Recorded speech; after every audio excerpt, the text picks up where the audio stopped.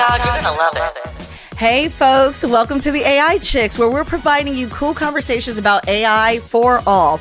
With each episode bringing you a different topic on how AI impacts your daily life. I am your host, Aisha, coming in hot as always with the fun, cool takes on AI. And I got my co-host here.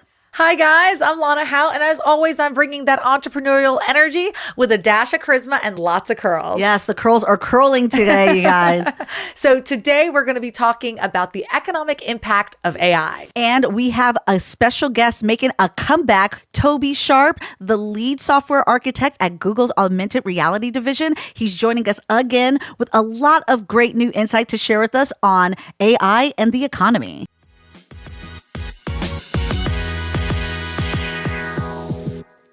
Toby is back for his second episode here. Yes. And as you all remember from that episode, we already gave Toby a nickname. Yeah, so we don't even need to do a whole nickname game. We don't have to induct him in because he's already in. And we have the Tobinator! Pow, pow, pow, pow, pow. Yes. But Toby, for the people that missed that episode, can you just introduce yourself and give a little context on your background and your experience? Thanks for having me back. It's great to be here again. So I've been working in computer science for many, many years. Don't age yourself. Don't age yourself. Just say many. Everyone knows what many means. Right. I currently work for Google. Previously, I worked for Microsoft. And I've done a lot of work in augmented reality. And going back to the 2000s, did some of the early work in machine learning that set the pace for the AI revolution that we're in today. Basically, he's a genius, you guys. We're bringing you geniusness back once again. Thank you. Normally, just like in every episode, we go to AI for their take on the topic. And so, of course, being from Google, we went to Gemini and got Gemini's take on economic impact of AI and wanted to hear your thoughts about that. According to Gemini, AI's economic impact is a double-edged sword. AI is poised to significantly reshape the global economy.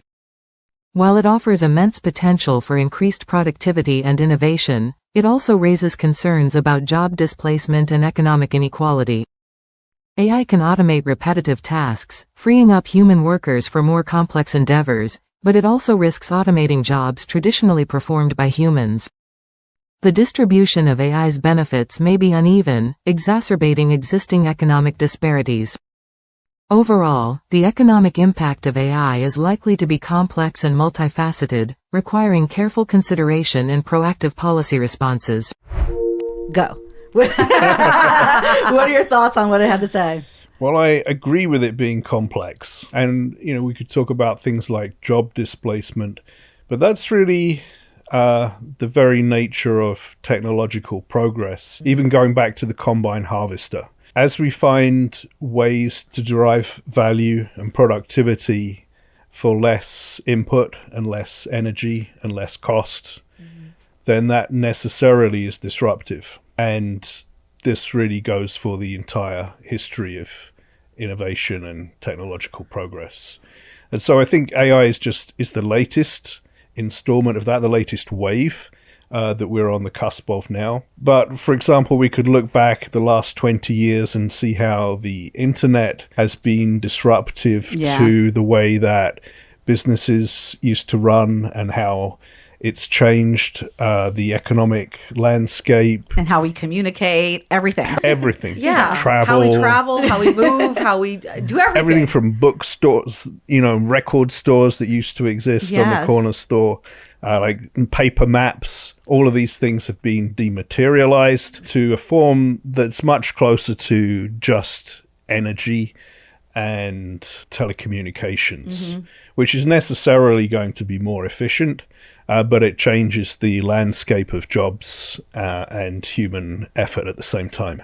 So within that, when we're hyper-focusing on AI, how do you feel like AI in particular is going to impact the economy? What are some of the more glaring things that you feel are the most important to touch on now? Well, there are several areas of the economy or society which have got a lot of potential to be disrupted by AI. For example, education. Let's say university systems, currently quite expensive to get a formal degree, whereas when we're just talking about learning, there's a lot of information that's freely available.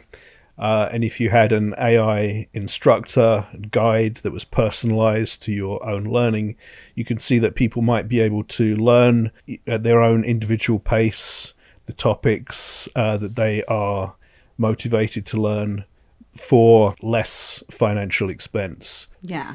So I think, there's one area straight away which is ripe for some disruption and innovation. It's interesting that you bring that up because we have a episode on AI and education, that personalized learning where, they're still using the traditional instructors and professors, but then the teachers' assistants, the TAs, are AI avatars that can be personalized and really help cater to whatever they need to focus on for studies or testing. And there's so many different ways that could be set up in different countries and different for different groups of people, different price points. But you can see how it could likely mean that education becomes more accessible Yes, at a high standard to many more people on the planet than it has been in the past. That's actually my biggest thought when I was hearing about AI's take is the combination of the internet as well as AI.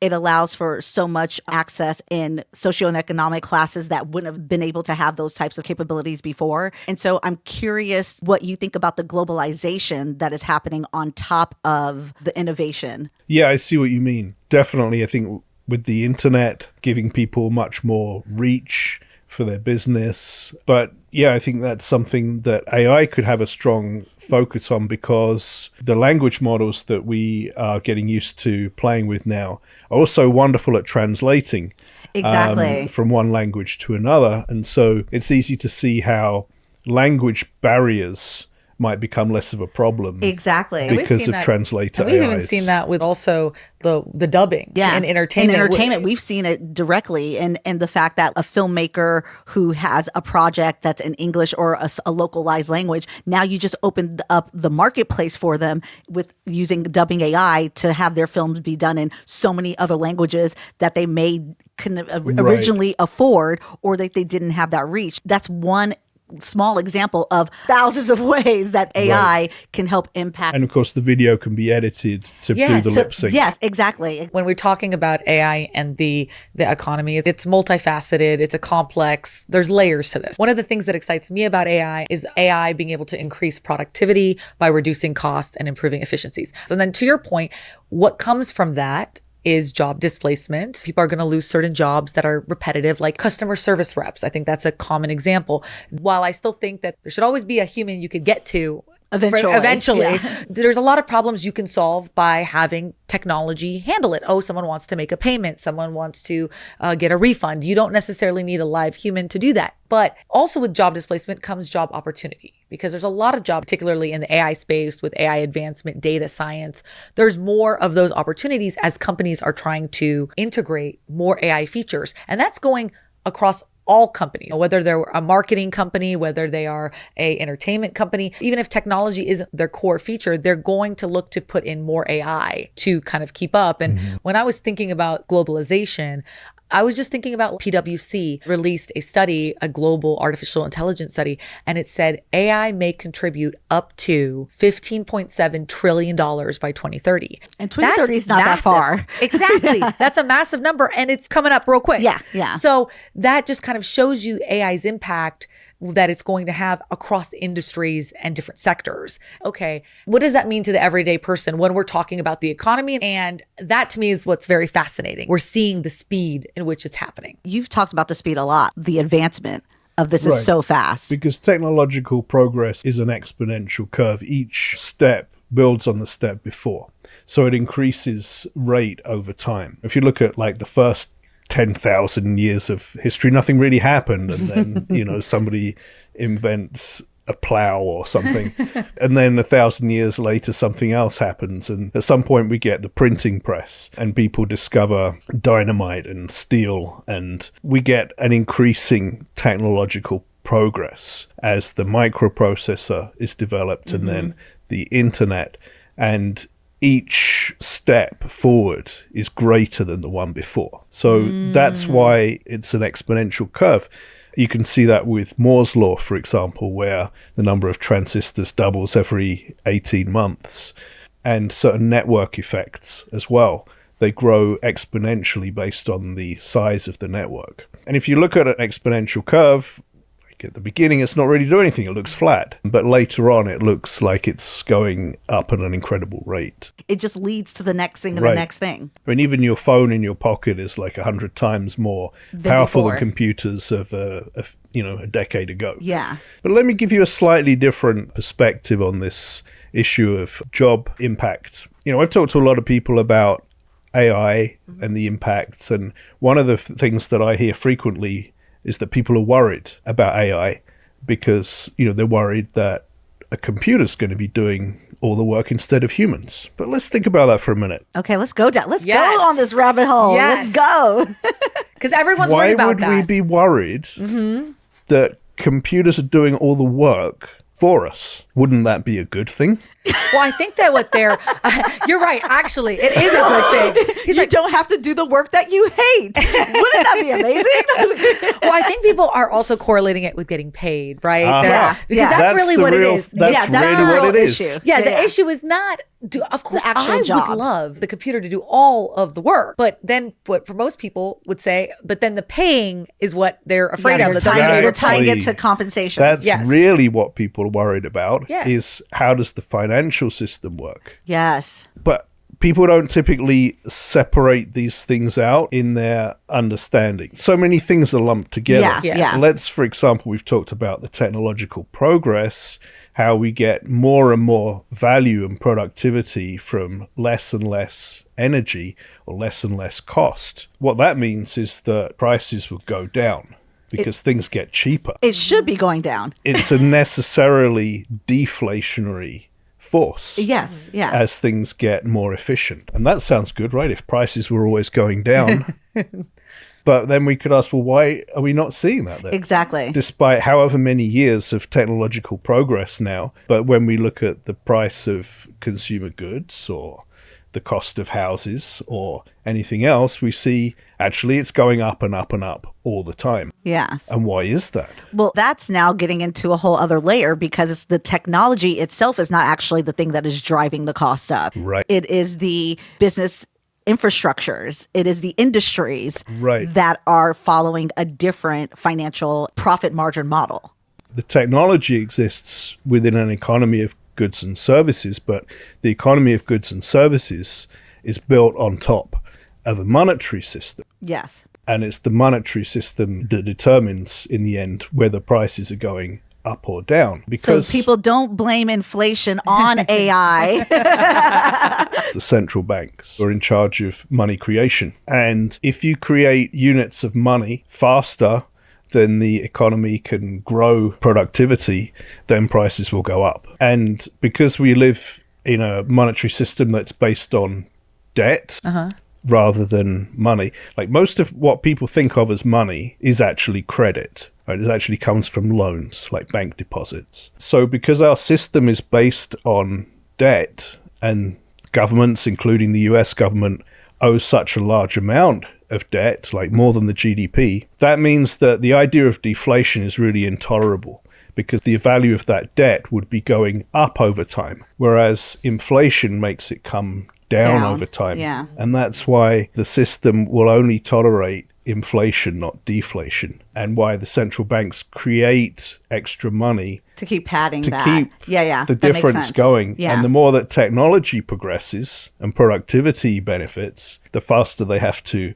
print money, perform quantitative easing, and all the rest. That is so fascinating. I'm thinking about what you said earlier about the disconnect that people have between AI doing their work and their pay. Something that's always interesting is when wages go up, for example. It's a good thing, right? People should, make more money, have livable wages. But what I don't think that people always connect with that is what I've seen actually happens. If it's a restaurant owner, for example, well, if wages went up, that's cutting into their profits. So then the pricing goes up. Pricing goes up, but staff goes back down. So what they're going to do is start using iPads for you to do your direct order. You're going to start paying with your credit card.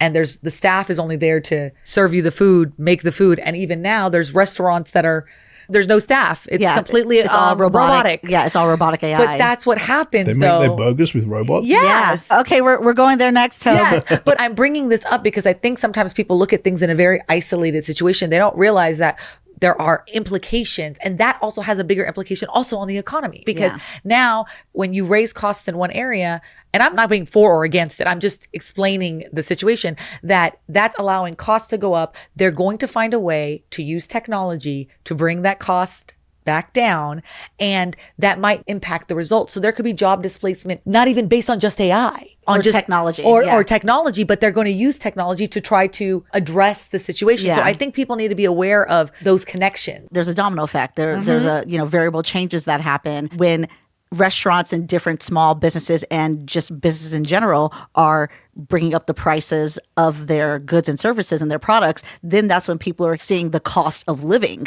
going up as a whole, right? So it's a circular problem, right? Because it's all they're a domino raising the effect. prices. The person's like, I need my wages to be higher. They're like, the more your wages are higher, the more I have to raise the prices. Yeah, because they want to keep that profit margin. Yes. Yeah. And one of the things that I've also seen looking at the economy and technology in these layers is that a lot of what I like to call the tech bros, the AI guys. I'm sure Toby knows a few of them. Yes, they're his buddies. We won't call out their names directly, but they have been sharing their like manifestos and their predictions on how they think things can be remedied. I'm doing air quotes here, you guys.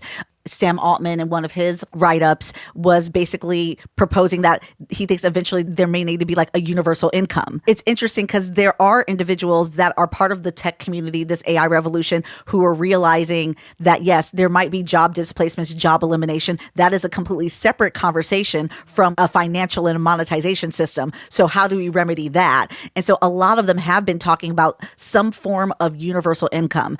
I'm curious to hear your thoughts on that sort of solution.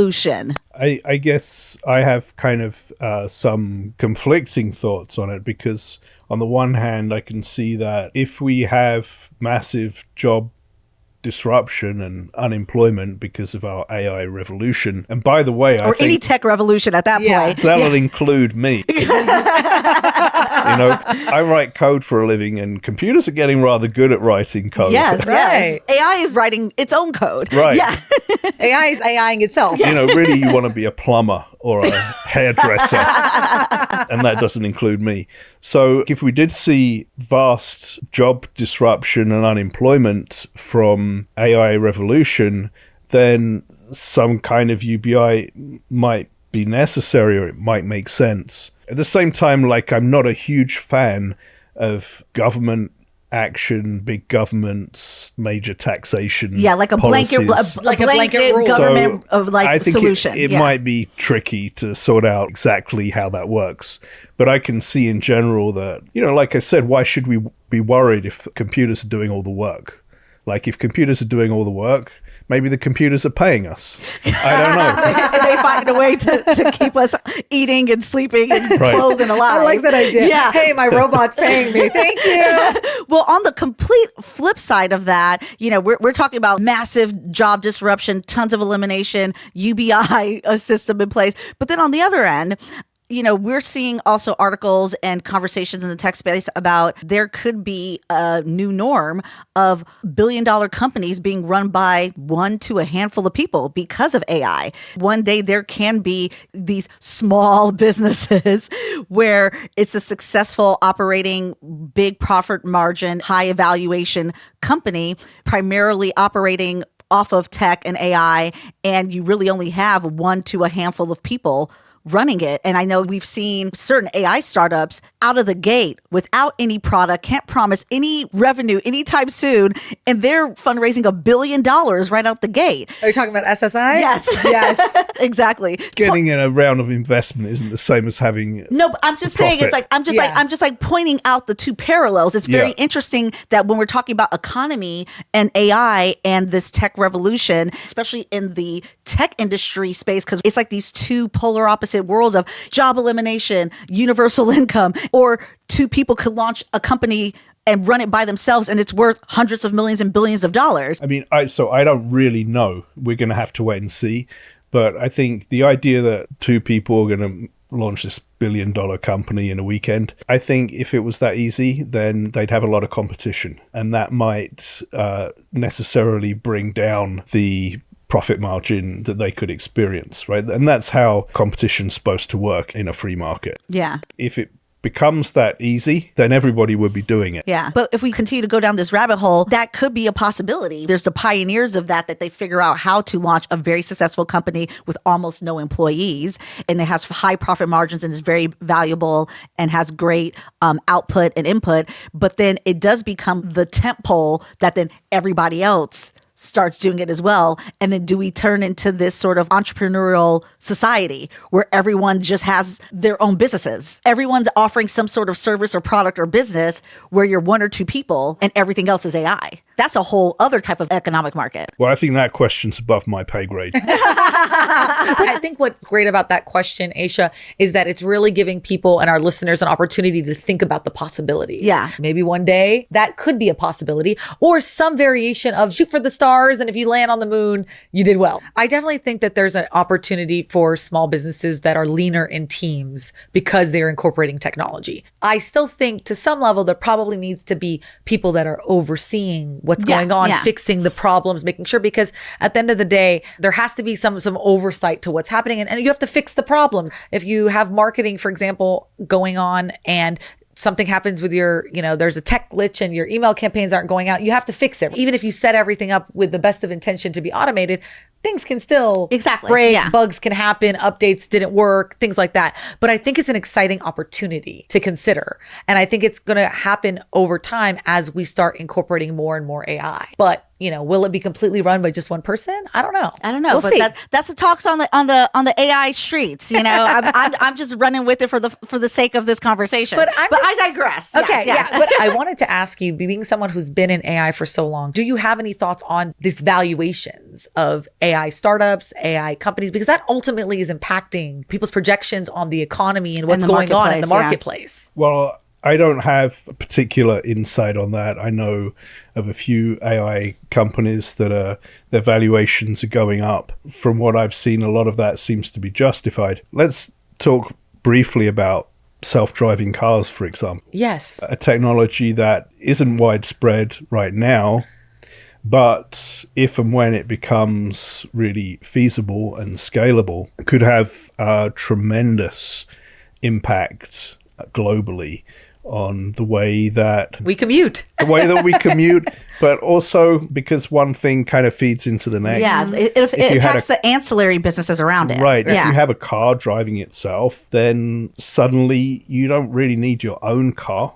Right. So you don't necessarily need to own or buy a car, and you certainly don't need to park it anywhere. Or car insurance. It doesn't need to be stationary, like I need to keep my car in this lot for 8 hours while I'm in the office. The car can take itself off somewhere else and be useful. And so we could see such vast disruption and change through one technology like self-driving cars as it unfolds over the next 10, 20 years. That's so interesting. I didn't even think about the fact that does the next generation even get driver's license? I mean, that is an interesting concept. Because obviously there's cities like New York, right? There's a lot of people who don't want one. But imagine if that was how most people are in New York. Because they are on the subway. That's really why. But imagine if that's widespread. A majority of the next generation, they're so used to, self-driving cars that they don't even need to learn how to drive, let alone get a driver's license. I mean, the lines at the DMV are going to be way shorter. Don't. I was in that hell yesterday. They're not my favorite people right now. But imagine just here in Los Angeles on the 405, right, which is always jam-packed. Yeah. Mm-hmm. But imagine if the cars were driving themselves like little packets of data along a network, and they're moving in a synchronized way rather than stop, start, and, waiting for the person in front to pull ahead. And then, it's so inefficient. Right. But imagine if all the cars moved in unison. Wow. Because they're being controlled by a computer that's or lots of computers that are communicating with each other. Suddenly you've got something that looks more like a train of carriages. Yes. And you don't have the delays, and you don't have the situations that you've got today, and suddenly like just billions of dollars of waste evaporates. I love this episode because we're talking about billion-dollar companies with 3 people. We're talking about, if all of the 405 was self-driving cars. I mean, well, the interesting thing is, because I know a lot of people that have seen some of the headlines. Well, what about these self-driving cars that have blocked traffic or hit each other? Yeah, hit each other or blown up. But I think what we're getting at, though, is we're still in the early stages of a lot of these. And when you get to the point where and you're convinced that a computer driver is much safer than a human driver, then people are going to want to be driven by computers. Yes, not by some random taxi driver. That would seem like ludicrously unsafe compared to a certified, tested computer driver. I hear you and I agree. And I think that I'm just closing the gap for what some of our listeners are seeing in the news and in the media to what we're talking about now. And what Toby is alluding to is that this technology is drastically improving at a rapid rate. So some of the things that you guys have seen in the media, those things are going to get corrected, and those things are going to get vastly improved to the point of where what the Tobinator is talking about, it could become a reality. Well, and that's also with robotics. Yeah. The robotics and using artificial intelligence and using the, technological advancements, being able to do more and more of the things. I mean, you're talking about from a work standpoint, whatever people do, whether they're in accounting or finance or they're in marketing or operations. But I'm ready for the robot to do my laundry. I'm ready for those exist now. I am ready for the chores around the house. I mean, there's a lot of different ways to use technology, and one of them is also commuting. So it's going to be really interesting to see how that comes in and starts changing the way how we buy things, how we shop for things, where we go, what we do, and how much free time that gives us. And then what other kind of innovations do we come up with, because we are now getting rid of these repetitive low-level tasks and focusing on our highest and best used gifts. As we come back to thinking about the monetary system and the economic impacts that we were talking about earlier, the thing that concerns me the most is definitely not like Skynet and the war with the machines. I think probably, in my mind, the biggest risk for ordinary people is that you get some kind of double-edged sword, some kind of perfect storm where, on the one hand, there's job displacement and unemployment growing because of AI innovation. And on the other hand, the deflationary nature of that never makes it through to the people whose wages are under pressure, under increasing pressure, because the central banks will fight it with increased money supply, forcing inflation and prices to go up. And people could potentially be left in a position where their wages are under decreasing pressure while their expenditures are under increasing pressure.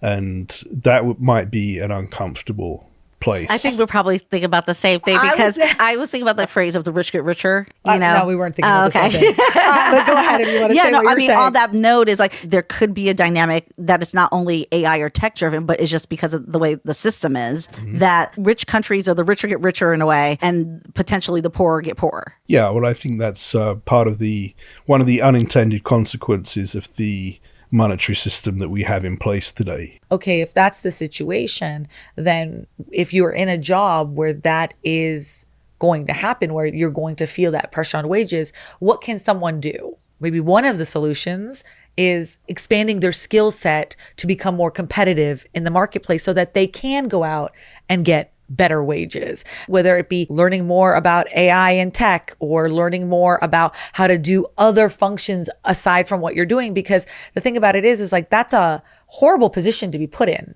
feeling the pressure of prices are going up, wages aren't, I have a family to feed, what am I going to do? And I think a lot of people, when they're talking about AI, that is their concern, that they're going to be put in that position. And so it's important to not only be an advocate for education, but make it accessible. And I think we're so lucky in so many ways as a society in that you can go online and watch videos. There's a lot of education and tools that's free. So I think it really comes on to the individuals to also educate themselves, because waiting for a system to improve in and of itself is a nice ideal, but it's not necessarily what happens. It takes a long time to get everybody to come to an agreement on how to make new laws and new rules, even for the monetary system. Because and especially on a global level, too. Exactly. Yeah, let alone a national or local. Yeah, like if your point is that there's a fundamental issue with the way that the monetary system has been set up, that's not going to change overnight. I'm sure as things evolve, new laws and rules will come out to assist in areas where there is disparity, but it's not going to be at the same rate. Do you feel that cryptocurrency helps remedy some of this? Well, I would say that specifically Bitcoin has some properties that make it very attractive in this particular situation, because we're talking about somebody who's maybe their wages are under pressure and their costs are increasing. Being able to take some of your wages and save it is important, but how are you saving it? You don't want to save it in the money that's being devalued over time. And Bitcoin is a type of money that people can save where it cannot be printed by any central bank. So the supply is actually capped and it won't be going up over time. So because it can't be debased, devalued, manipulated, it makes it a very attractive form of savings, which is likely to increase in value, while other types of money that are based on debt are decreasing. So I would certainly recommend that people educate themselves on Bitcoin specifically and how it can help them as a superior tool for savings and to protect their finances. I think that is a great tip to end on. We've covered a lot. We did. We've covered the what ifs. Yes. We covered the what is. And we covered a lot of advice and tools on what you guys should think about and look into for the future.